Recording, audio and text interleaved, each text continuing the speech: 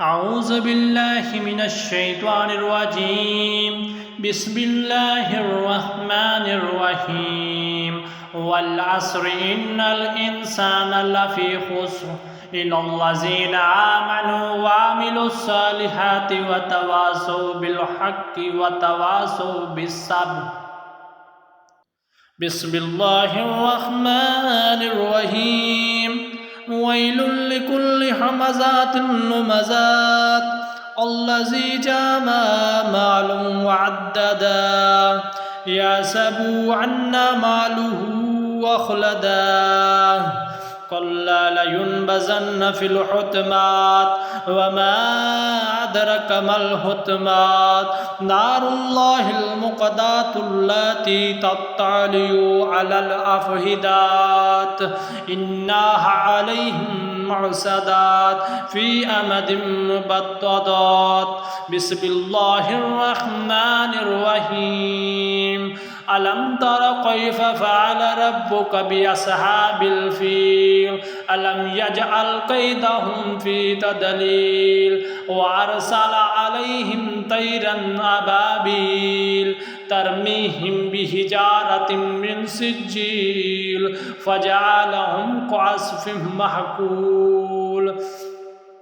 بسم الله الرحمن الرحيم لإلاف قريش إلافهم رحلة الشتاء والصيف فليعبدوا رب هذا البيت الذي أطعمهم من جوع وآمنهم من خوف بسم الله الرحمن الرحيم أرأيت الذي يكذب بالدين فذلك الذي يدعو اليتيم ولا يوز على طعام المسكين فويل للمصلين الذين هم عن صلاتهم ساهون الذين هم يراءون ويمنعون الماعون بسم الله الرحمن الرحيم إنا